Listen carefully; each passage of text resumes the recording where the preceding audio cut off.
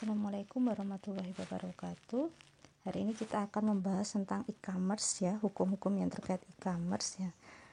Oke, definisi dari e-commerce ya, ini dari aturan pajak. E-commerce adalah perdagangan barang dan jasa yang dilakukan oleh pelaku usaha dan konsumen melalui sistem elektronik. Jadi kalian mau pakai, selama itu pakai sebuah sistem, itu berarti termasuk e-commerce ya. Jadi kalau misalnya kita lewat WhatsApp itu belum dinamakan e-commerce karena belum ada sistem di sana. Jadi harus ada sistem. Kemudian ada 4 mode transaksi e-commerce menurut aturan pajak e-commerce Direktur Jenderal Pajak Surat Edaran SE 62 PJ 2013. Jadi ada 4 macam. Yang pertama adalah online marketplace, classified ads, daily deals, dan online retail. Jadi apa itu semua? Jadi kalau online marketplace itu adalah kegiatan menyediakan tempat, kegiatan usaha berupa toko, internet, mall sebagai tempat online marketplace, merchant menjual barang atau jasa. Jadi ini beragam mulai dari mall internet, toko internet. Ya, jadi apa sih mall internet itu? Jadi situsnya itu namanya mall internet. Kalau toko internet itu bagian-bagian dari mall internet. Ya, jadi harus dibedakan. Jadi kalau online marketplace adalah pihak yang mengoperasikan. Ya, jadi ini pihaknya yang mengoperasikan. Jadi misalkan online marketplace ini ya, contohnya adalah Tokopedia, misal Bukalapak, Shopee, dan lain-lain. Jadi Anda sudah tahu ya semua ininya apa aja. Kemudian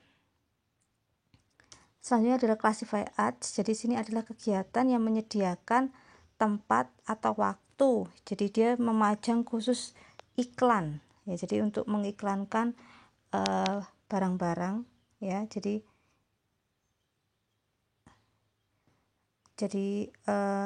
misalkan kalau kita contohkan itu misalkan OLX gitu ya. Kemudian rumah gitu, iklan rumah dan lain-lain itu kan banyak juga. Jadi saya memasang iklan yang ditujukan kepada pengguna iklan. Jadi classified ads. Jadi ini agak berbeda dengan online marketplace.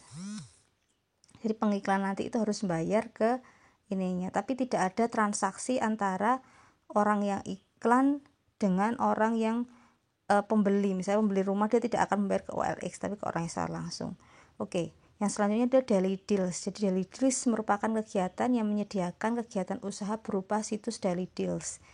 Jadi ini situsnya menjual, di mana nanti orangnya itu bisa dapat voucher gitu ya. Dia cuma menjual voucher ini dengan harga tertentu. Nah ini contohnya mungkin Anda sering lihat itu adalah Groupon atau sekarang berubah jadi Fave, terus kemudian Deal Java dan lain-lain itu ya. Jadi banyak yang dan yang ini online retail. Online retail ini menjual barang atau jasa penjualan online retail kepada pembeli di situs retail. Jadi ini agak berbeda ya. Jadi di sini kalau tadi itu ini banyak toko-tokonya. Kalau ini cuma satu ininya. Jadi yang semuanya itu harus lewat dia. Jadi yang istilahnya nganur stok atau apa itu ini sendiri. Ya, jadi bukan orang lain seperti kalau kita lihat di Bukalapak, Tokopedia itu orang sendiri-sendiri. Jadi perbedaannya di situ. Nah, untuk hukum jual beli online itu kita bisa melihat dari Undang-Undang Nomor 11 Tahun 2008, Undang-Undang ITE. Kemudian ada Undang-Undang Tahun 2012, Nomor 28 Tahun 2012 tentang penyelenggaraan sistem transaksi elektronik, dan Undang-Undang Perdagangan ya, Nomor 7 Tahun 2014.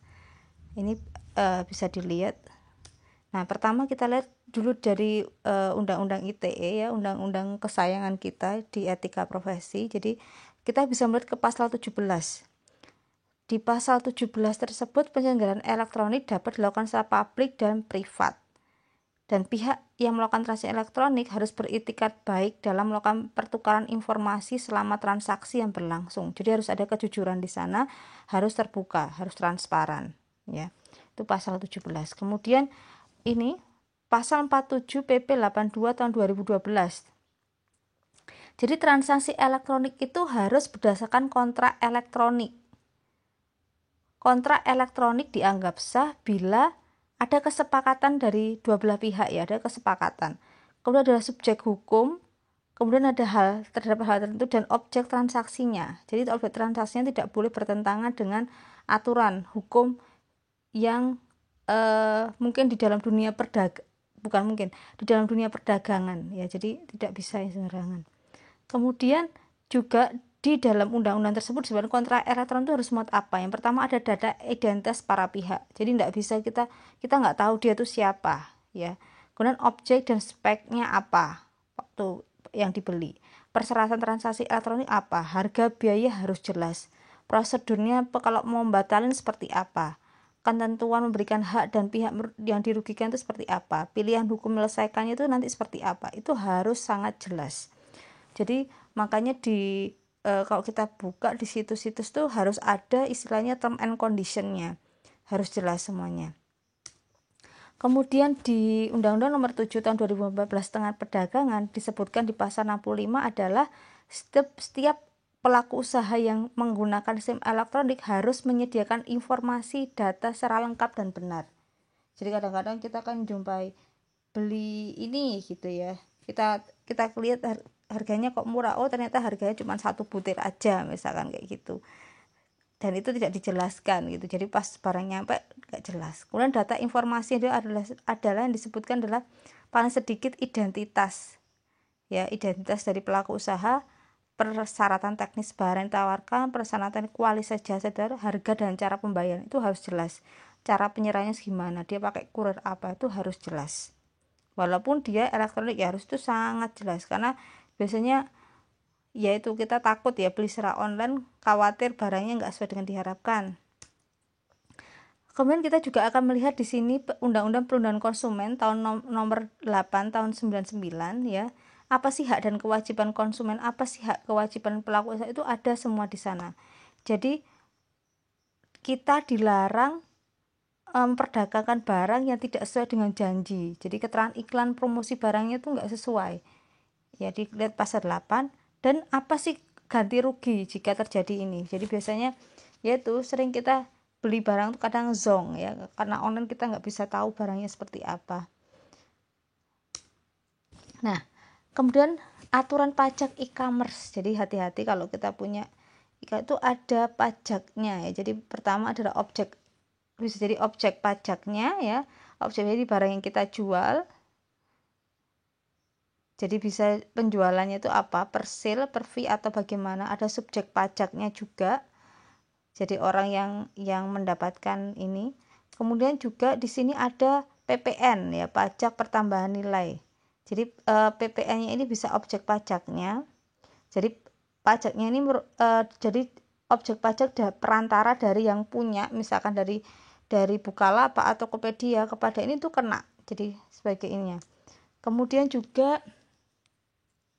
perlindungan transaksi ini kita juga bisa melihat, karena e-commerce itu tidak sekedar menjual barang, tapi di sana kan Anda ketahui hari-hari ini tuh banyak ini, ya,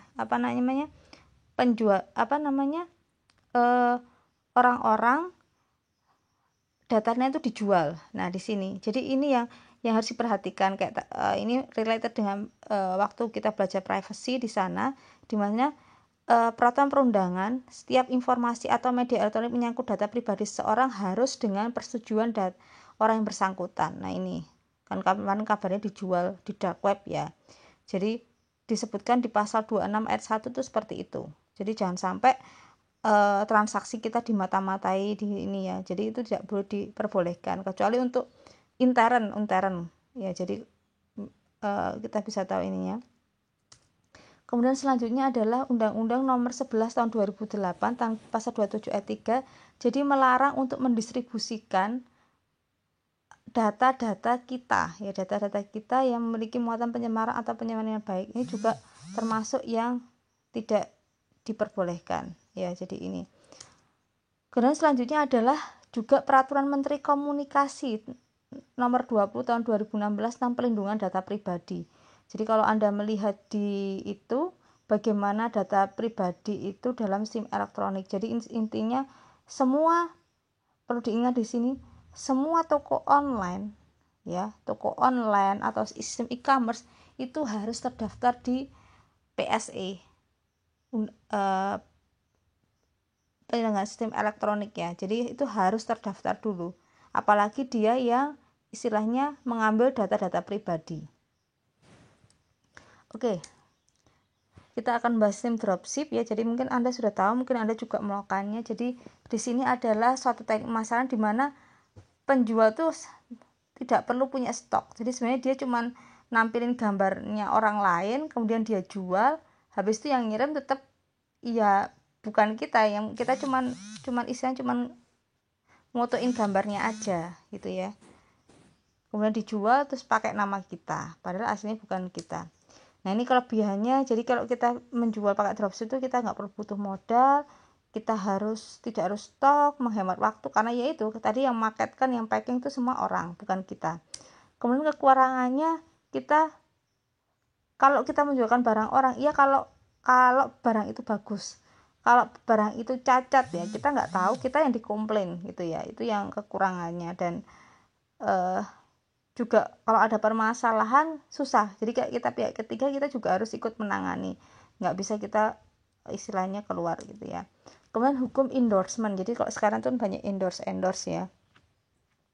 Nah ini jadi kalau kita di hukum endorsement, kita bisa melihat di pasal 338 KUH Perdata bahwa di sini harus ada kontrak tertulis ya. Jadi kemudian untuk mempromosikan barang itu harus legal dan asli. Jadi kayak kemarin tuh banyak yang kena mempromosikan, pokoknya yang penting dia dapat uang, entah itu uang barangnya asli atau palsu, kita juga bisa kena gitu ya, ikut mempromosikan gitu ya. Kemudian pasal 17 Undang-Undang Nomor 8 Tahun 99 ini tentang perlindungan konsumen, disebutkan bahwa pelaku perusahaan dilarang memproduksi iklan dengan mengelabui konsumen mengenai kualitas, kuantitas, bahan, kegunaan, harga, dan barang dan jasa. Jadi kita perlu hati-hati ya, jadi kita harus tahu, yakin bahwa produk ini memang bagus.